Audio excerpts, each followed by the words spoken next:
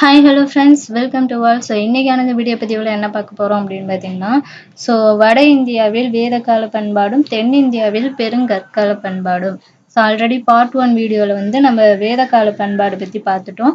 So இது வந்து part 2 video தென்னிந்தியாவின் பெருங்கற்கால பண்பாடு பற்றி இந்த பார்ட் 2 வீடியோவில் பார்க்கலாம். ஸோ பார்ட் 1 வீடியோ பார்க்காதவங்க டிஸ்கிரிப்ஷனில் அந்த வீடியோக்கான லிங்க் தரேன், போய் பாருங்கள். ஸோ இப்போ வாங்க வீடியோக்குள்ளே போகலாம். ஸோ ஃபர்ஸ்ட் பார்த்தீங்கன்னா, தென்னிந்தியாவிலும் தமிழ்நாட்டிலும் சமகாலத்தோட பண்பாடுகள் வந்து எப்படி இருந்துச்சு அப்படிங்கிறத பார்க்கலாம்.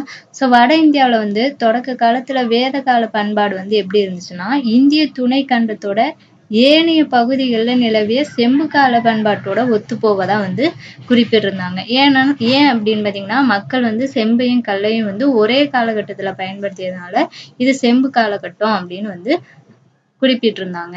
ஸோ இந்தியாவில் வந்து செம்பு கால பண்பாடும் முதிர்ந்த நிலை வந்து ஹரப்பா பண்பாட்டின் சமகால பண்பாடும். ஸோ இந்தியாவில் வந்து செம்பு கால பண்பாடு இருக்கு இல்லையா, ஸோ அது முதிர்ந்த நிலை இது ஹரப்பா. அந்த ஹரப்பா பண்பாட்டோட சமகால பண்பாடா வந்து குறிப்பிட்டாங்க. ஸோ வட இந்தியாவின் பின்வேத கால பண்பாடும் தென்னிந்தியாவோட இரும்பு காலமும் சம காலத்தை வந்து சேர்ந்தது அப்படிங்கிறத சொல்லியிருக்காங்க. அதாவது வட இந்தியாவில் வந்து பின்வேத காலம் பார்த்தோம் இல்லையா, ஸோ அதோட பண்பாடும் தென்னிந்தியாவோட இரும்பு காலமும் பார்த்தீங்கன்னா சம காலத்தை சேர்ந்தது அப்படிங்கிறத குறிப்பிட்டிருக்காங்க. இரும்பு காலத்துக்கு முடிவில் பெருங்கற்காலம் வந்து பயன்படுத்தினர். ஸோ எந்த வருடம் அப்படின்னு பார்த்தீங்கன்னா கிமு 600 டு கிபி 100. ஸோ இது வந்து கருப்பு மற்றும் சிவப்பு மண்பாண்டங்கள் வந்து பயன்படுத்தினா வந்து குறிப்புகள் வந்து இடம்பெற்றிருக்கு. பண்டைய காலத்துல பாத்தீங்கன்னா, பண்டைய தமிழகத்துல வந்து பெருங்கற்காலம் வந்து சங்க காலத்திற்கு முந்தைய காலத்தோட ஒத்து போகுது அப்படிங்கிறதையும் இதுல வந்து குறிப்பிட்டிருப்பாங்க. ஸோ நெக்ஸ்ட் வந்து தமிழ்நாட்டில் வந்து பெருங்கற்காலம் இரும்பு காலம் பற்றி பார்க்கலாம். பெருங்கற்காலத்தை வந்து ஆங்கிலத்தில் எப்படி சொன்னாங்க அப்படின்னா மெகாலித்திக் ஏஜ் என்று அழைச்சாங்க. ஸோ மெகாலித்திக் அப்படிங்கிறது கிரேக்க சொல். இது வந்து ஒரு கிரேக்க சொல்லாகும். மெகா அப்படின்னா பெரிய அப்படின்னு பொருளும், லித் என்றால் கல் அப்படின்னு பொருள்படும். ஸோ பெருங்கற்காலத்தை வந்து ஆங்கிலத்தில் வந்து மெகாலித்திக் ஏஜ் அப்படின்னு சொன்னாங்க. ஸோ இதில் மெகாலித்திக் அப்படிங்கிறது ஒரு கிரேக்க சொல்லா வந்து அறிவிக்கப்பட்டுச்சு. ஸோ மெகா அப்படிங்கிறது பெரியவும், லித் அப்படிங்கிறது கல்லையும் வந்து குறிக்குது. இறந்தவர்களை புதைத்த இடங்களை வந்து கற்பலகைகளை கொண்டு மூடியதால் இக்காலம் வந்து பெருங்கற்காலம் அப்படின்னு அழைக்கப்பட்டுச்சு. ஸோ இறந்து போனவங்களுடைய இந்த புதைச்ச இடத்துக்குள்ள பார்த்தீங்கன்னா ஒரு கற்பலகைகளை கொண்டு மூடி வச்சிருப்பாங்க. ஸோ அதனாலதான் வந்து இக்காலத்தை ஒரு பெருங்கற்காலம் அப்படின்னு அழைச்சாங்க. ஸோ நெக்ஸ்ட் வந்து தமிழகத்துல உள்ள பெருங்கற்காலம் மற்றும் இரும்பு கால தொல்லியல் ஆய்விடங்கள் பத்தி பார்க்கலாம்.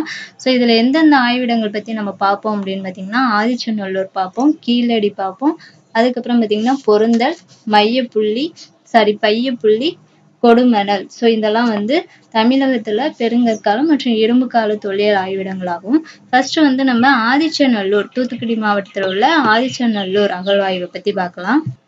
ஸோ இந்த ஆதிச்சநல்லூர் அகழ்வாயில என்னென்ன பொருட்கள்லாம் வந்து கிடைச்சிச்சு அப்படின்னு பார்த்தீங்கன்னா, முதுமக்களுடைய தாழிகளும் மண்பாண்டங்கள், இது வந்து கருப்பு சிவப்பு நிறத்திலுடைய மண்பாண்டங்கள் கிடைச்சிச்சு. ஸோ அதுக்கப்புறம் இரும்பாலான குத்துவாளும், கத்திகள், ஈட்டிகள், அம்புகள், சில கல்மணிகள், தங்க ஆபரணங்கள்லாம் வந்து இந்த அகழ்வாயில வந்து கிடைச்சிச்சு.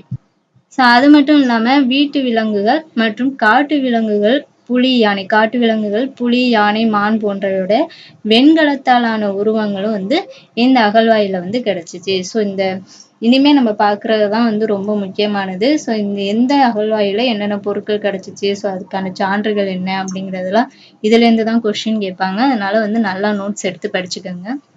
ஸோ நெக்ஸ்ட் வந்து கீழடி அகழ்வாய். ஸோ இது வந்து சிவகங்கை மாவட்டத்துல இருக்கு. ஸோ இங்க என்னென்ன வந்து ஆய்வு செஞ்சாங்க அப்படின்னு பார்த்தீங்கன்னா, இந்திய தொல்பொருள் ஆய்வுத்துறை திருப்பத்தூர் தாலுகாவில் உள்ள கீழடி கிராமத்துல வந்து சங்க காலத்தை சேர்ந்த பழமையான நகரத்தை வந்து அகழ்ந்த ஆய்வு செஞ்சாங்க. ஸோ கீழடி திருப்பத்தூர் தாலுகாவில் உள்ள கீழடி கிராமத்துல வந்து சங்க காலத்தை சேர்ந்த பழமையான நகரத்தை வந்து ஆய்வு செஞ்சாங்க. ஸோ இந்த ஆய்வுல பார்த்தீங்கன்னா செங்கற்களால் கட்டப்பட்ட கட்டடங்கள் வந்து கிடைச்சிச்சு. அது மட்டும் இல்லாம வடிகால் அமைப்பு போன்றவை வந்து இந்த ஆய்வுல வந்து கிடைச்சதா வந்து குறிப்பிட்டிருக்காங்க. ஸோ அதுக்கப்புறம் இந்த ஆய்வுல பார்த்தீங்கன்னா தமிழ் பிராமி எழுத்துக்கள் பொறிக்கப்பட்டுள்ள மண்பாண்டங்கள் கிடைச்சிது. அதே மாதிரி கண்ணாடியிலான மணிகள், செம்மணிகள், வெண்கல் படிகம், முத்துக்கள், தங்க ஆபரணங்கள், இரும்பு பொருட்கள், சங்கு வளையல்கள், தந்தத்தால் செய்யப்பட்ட பகடை போன்றவை வந்து தோண்டி எடுக்கப்பட்டுச்சு. 2017ஆம் ஆண்டுல வந்து இந்திய தொல்லியல் துறை இரு மாதிரிகளை வந்து கதிரியக்க கார்பன் வயது கணிப்பு முறையில வந்து கணிக்க அமெரிக்காவில் புளோரிடா என்னும் இடத்தில் உள்ள பீட்டா அனாலிட்டிக் என்ற நிறுவனத்திற்கு வந்து அனுப்பியது. ஸோ 2017ஆம் ஆண்டு பார்த்தீங்கன்னா தொல்லியல் துறை இருக்கு இல்லையா, ஸோ அது வந்து 2 மாதிரிகளை வந்து அதோட வயது கணிப்பு அதை வந்து கதிரியக்க கார்பன் மூலம் ஸோ அந்த வயது கணிப்பு முறையை கணிக்கிறதுக்காக அவங்க அமெரிக்காவில் வந்து புளோரிடா அப்படிங்கிற இடத்தில் உள்ள பீட்டா அனாலிட்டிக் அப்படிங்கிற நிறுவனத்துக்கு வந்து அனுப்பி வச்சாங்க. ஸோ சோதனையில பொருட்கள் வந்து கிமு 200 சார்ந்தது அப்படின்னு வந்து அவங்க தெரிவிச்சிருக்காங்க. ஸோ அந்த கீழடி அகழ்வாயில பார்த்தீங்கன்னா ரோம் நாட்டை சேர்ந்த பழங்கால தொல்பொருட்களும் வந்து கிடைச்சிருக்கு. அதே மாதிரி தீபகற்ப இந்தியாவிலிருந்து எஃகு ரோம் நாட்டிற்கு ஏற்றுமதி செய்யப்பட்டது குறித்தும் அலெக்சாண்டிரியா துறைமுகத்தில் இவற்றின் மீது வரி விதிக்கப்பட்டுள்ளது என்பது குறித்தும் பெரிப்ளஸ்ல வந்து குறிப்பிட்டிருக்காங்க. ஸோ நெக்ஸ்ட் வந்து பொருந்தல். இது வந்து திண்டுக்கல் மாவட்டத்துல இருக்கு. இங்க என்னென்ன பொருட்கள்லாம் கிடைச்சிருக்கு அப்படின்னு பார்த்தீங்கன்னா புதைக்குழி பொருட்கள், கண்ணாடி மணிகள், அதாவது வெள்ளை, சிகப்பு, மஞ்சள், நீலம், பச்சை வண்ணங்கள்ல வந்து கண்ணாடி மணிகள் வந்து கிடைச்சிருக்கு. இரும்பு வாள்கள், தமிழ் பிராமி எழுத்துக்கள் பொறிக்கப்பட்ட மண்பாண்டங்கள், அரிசி நிரப்பப்பட்ட மண்பாண்டங்கள், அரிதான கற்களான படிகக்கல், அப்புறம் சிவப்பு நிற மணிக்கற்கள், சங்கு மற்றும் கண்ணாடி வளையல் எல்லாம் வந்து கிடைச்சிருக்கு. ஸோ தமிழக மக்கள் வந்து நெல் விளைவித்ததற்கான சான்றுகள் வந்து இரும்பிலான கதிர் அறுக்கும் அரிவாள், அப்புறம் ஈட்டி, கொடுமுனைகளும் வந்து இந்த பொருந்தல்ல வந்து கிடைச்சிருக்கு. ஸோ நெக்ஸ்ட் வந்து பையம்புள்ளி வேலூர் மாவட்டத்துல இருக்கு. இங்க என்னென்ன பொருட்கள் கிடைச்சிருக்கு அப்படின்னு பார்த்தீங்கன்னா இரும்பினால் செய்யப்பட்ட தொல்பொருட்களோடு பெருங்கற்காலத்து கருப்பு மற்றும் சிவப்பு மண்பாண்டங்கள் வந்து கிடைச்சிருக்கு. ஸோ அதுக்கான சான்று பார்த்தீங்கன்னா பையம்புள்ளியில இரும்பு உருவாக்கப்பட்டதற்கான சான்று வந்து கிடைச்சிருக்கு. ரேடியோ கார்பன் முறையில வந்து பண்பாட்டோட காலம் கிமு 1000 என கணிக்கப்பட்டுள்ளது. ஸோ அந்த பையம்புள்ளி இருக்கு இல்லையா, ஸோ அந்த பண்பாட்டில் அங்கே கிடைச்சுள்ள பொருட்களுடைய பண்பாட்டோட காலத்தை வந்து ரேடியோ கார்பன் முறையில் வந்து கணிச்சிருக்காங்க. ஸோ இது கிட்டத்தட்ட பார்த்தீங்கன்னா கிமு 1000 வந்து 1000 வந்து சேர்ந்திருக்கும் அப்படிங்கிறத கணிச்சிருக்காங்க. ஸோ நெக்ஸ்ட் வந்து கொடுமணல். இது வந்து ஈரோடு மாவட்டம். பதிற்றுப்பத்துல இடம்பெற்றுள்ள கொடுமணல் என்னும் ஊர் வந்து இதுவே ஆகும். ஸோ பதிற்றுப்பத்துல வந்து கொடுமணல் ஊர் வந்து இடம்பெற்றிருக்கும் இல்லையா, ஸோ அது வந்து இந்த ஊர் தான். ஸோ இங்க என்னென்ன பொருட்கள்லாம் கண்டறிஞ்சிருக்காங்க அப்படின்னு பார்த்தீங்கன்னா தமிழ் பிராமி எழுத்துக்களை கொண்ட 300க்கும் அதிகமான மண்பாண்டங்கள் வந்து கிடைச்சிருக்கு. நூல் சுற்றி வைக்க பயன்படும் சுழல் அச்சுக்கள் வந்து கிடைச்சிருக்கு.